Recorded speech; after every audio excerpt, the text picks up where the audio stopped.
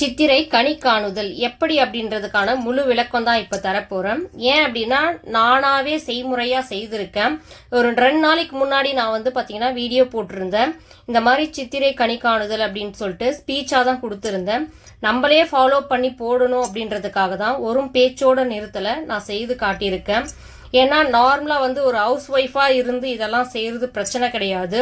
கடையிலையும் ஒர்க்கை பார்த்துட்டு பசங்களையும் பார்த்துட்டு இந்த நடைமுறையும் பயன்படுத்துறது வந்துட்டு ரொம்ப கஷ்டம்தான்.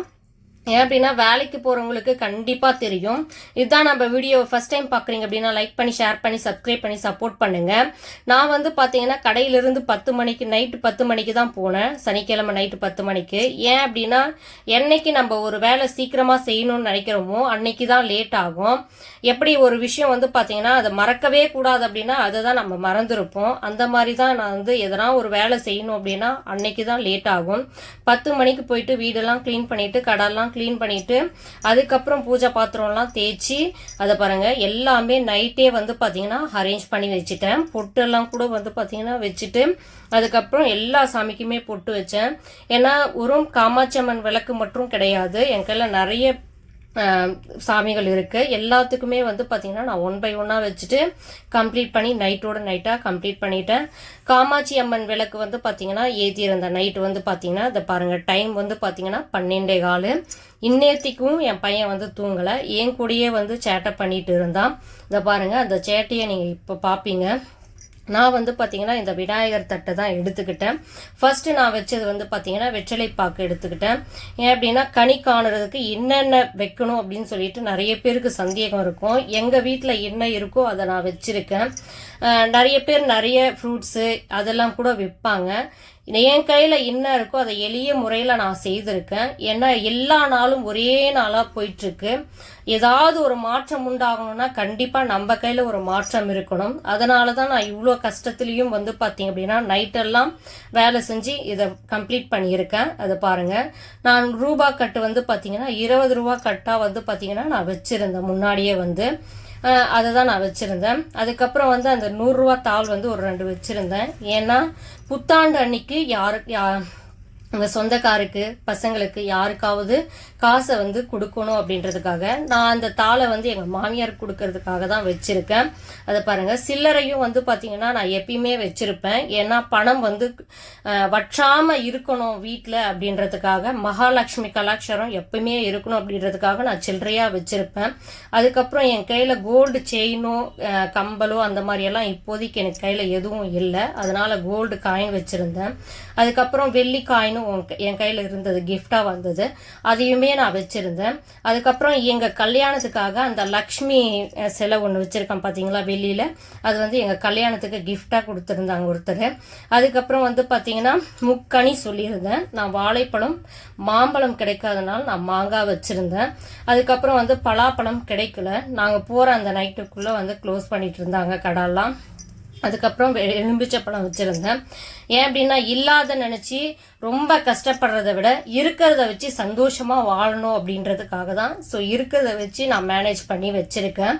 அதை பாருங்கள். அதுக்கப்புறம் தானிய வகைகளும் எப்பயுமே நம்ம வீட்டில் வற்றாமல் இருக்கணும் அப்படின்றதுக்காக அரிசி பருப்பு உப்பு வச்சுருக்கேன். அதுக்கப்புறம் மஞ்சள் தூள் எப்பயுமே மங்களகரமாக இருக்கணும் நம்ம வாழ்க்கை அப்படின்றதுக்காக நான் மஞ்சள் தூளையும் வச்சுருக்கேன். அதுக்கடுத்து முகம் பார்க்கும் கண்ணாடி. இந்த முகம் பார்க்கும் கண்ணாடி எதுக்காக அப்படின்னா நம்ம முகத்தை பார்க்கறதுக்காக தான் அந்த கண்ணாடி. அதை பாருங்கள்.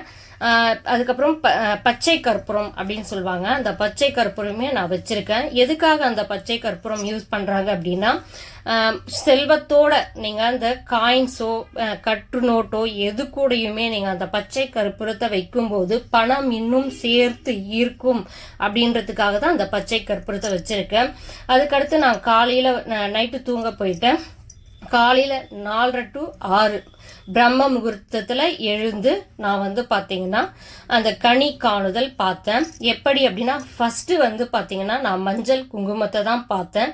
மஞ்சள் குங்குமத்தை பார்த்து அதுக்கப்புறம் மகாலட்சுமியை தரிசிச்சுட்டு அதுக்கு முன்னாடி வந்து பார்த்தீங்கன்னா மனசுல நம்ம குலதெய்வத்தையே வேண்டிட்டு இன்னும் இந்த வருஷம் நடக்கணும், எப்படி இருக்கணும், இந்த வருஷம் வீடு கட்டணுமா இல்லை உங்களுக்குள்ள என்னென்ன ஆசைகள் இருக்கோ எல்லாமே வந்து பார்த்தீங்கன்னா நீங்க வேண்டிக்கலாம். இல்லை கல்யாணம் ஆகணும், கல்யாணம் ஆகாம இருக்காங்க அப்படின்னா கல்யாணம் ஆகணும், குழந்தை பாக்கியம் இல்லாம இருக்காங்களா குழந்தை பாக்கியம் வேணும் அப்படின்னு வேண்டிக்கலாம்.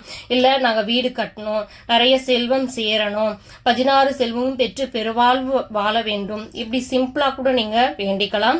இந்த மாதிரி வேண்டிக்கிட்டு நான் வந்து பாத்தீங்கன்னா இஷ்ட தெய்வமான முருகப்பெருமான வேண்டிக்கிட்டு நான் எனக்குள்ள இருக்கும் வேண்டுதலெல்லாம் வேண்ட ஆரம்பிச்சிட்டேன். அதுக்கப்புறம் ரூபா நோட்டை பார்த்தேன், தங்க காயின், வெள்ளி காயின். அதுக்கு அடுத்து வந்து பாத்தீங்கன்னா முக்கணிகள்ல நான் 2 கனி தான் வச்சிருந்தேன். 2 கனியை பார்த்துட்டு அதுக்கப்புறம் எலும்பிச்சை பழமும் வச்சிருந்தேன். அந்த எலும்பிச்சை பழமும் பார்த்துட்டு அதுக்கப்புறம் முகம் பார்க்கும் கண்ணாடியில வந்து பாத்தீங்க அப்படின்னா என்னுடைய முகத்தை பார்த்து கண்ணாடியில என்னுடைய முகத்தை பார்த்து கண்ணில் ஒத்தி வச்சுக்கிட்டேன். இதை தான் நான் காலையில செஞ்சேன் பிரம்ம முகூர்த்தத்துல. அதுக்கப்புறமா காலையில எழுந்து அதை பாருங்க நெய்வேத்தியமா நான் பாயாசம் பண்ணியிருந்தேன். என்னால் சிம்பிளாக இதை தான் செய்ய முடியும் அப்படின்றதுக்காக காலையில், ஏன்னா நான் கடைக்கு திரும்ப ரொட்டீனாக போகணும் அப்படின்றதுக்காக இதை மட்டும் செஞ்சுருந்தேன். அதுக்கப்புறம் எல்வடை எங்கள் மாமியார் கொடுத்து அனுப்பியிருந்தாங்க. நான் அந்த எல்வடையுமே வந்து பார்த்தீங்கன்னா பிரசாதமாக வச்சுருந்தேன்.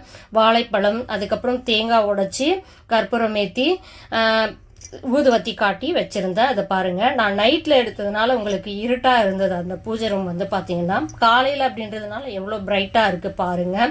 நான் இப்படிதான் வந்து பாத்தீங்கன்னா வழிபட்டேன். நான் வழிபட்ட நேரம் வந்து பாத்தீங்க அப்படின்னா காலையில 7:30 to 9 சொல்லியிருந்தேன். அதுக்கடுத்து 10 மணிலேருந்து 11 காலுக்குள்ள நீங்க வழிபட்டுருங்க அப்படின்னு சொல்லியிருந்தேன். நான் செகண்டா தான் ஃபாலோ பண்ணியிருந்தேன். 10 மணிலேருந்து 11 காலுக்குள்ள நான் வழிபட்டுட்டேன்.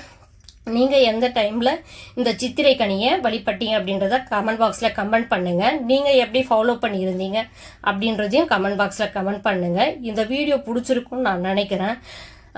அதே மாதிரி வந்து பார்த்தீங்கன்னா நீங்கள் எப்படியெல்லாம் ஃபாலோ பண்ணீங்கன்றதையும் சொல்லுங்கள் எனக்கு. வந்து பார்த்தீங்கன்னா இதை பாருங்கள், என் பையன் எப்பயுமே சேட்டை பண்ணிகிட்டே இருப்பான். காலையிலே எழுந்துட்டான். இன்றைக்கும் வந்து பார்த்தீங்க அப்படின்னா அது பாருங்கள், நான் வந்து பார்த்தீங்கன்னா கற்பூர ஆரத்தி காட்டிகிட்டே இருக்கேன். ஆனால் என் பையன் வந்து பார்த்தீங்கன்னா தேங்காயை ஒரு இடத்துல உருட்டிகிட்டே இருக்கான். இல்லைடா இங்கே சாமி முன்னாடி தான் உடைக்கணும் அப்படின்றேன். ஆனால் அப்போ கூட சொல் பேச்சே கேட்காம அவன் பாட்டுக்கு ஏதாவது ஒன்று செஞ்சுட்டே இருப்பான். எப்போ நீங்கள் இதனாலும் என் பையன் வந்து சேட்டை பண்ணிகிட்டே இருப்பான். உங்கள் பையன் எப்படி இருக்கான்றத கமெண்ட் பாக்ஸில் கமெண்ட் பண்ணுங்கள். ஆனால் பொண்ணு அப்படி கிடையாது, ரொம்ப ஸ்மூத் அப்படின்னு தான் சொல்லணும். என்ன சொல்கிறது, இருக்கிற இடம் தெரியாமல் இருந்துக்கலாம் அப்படின்ற மாதிரி எங்கள் பொண்ணு வந்து பார்த்தீங்க அப்படின்னா நான் வந்து எல்லா சாமிக்குமே கற்பூர ஆராத்தி காட்டிகிட்டு இருக்கேன் பாருங்கள். இல்லை அம்மா மகாலட்சுமி தேவி சிலை வச்சுருக்கேன்.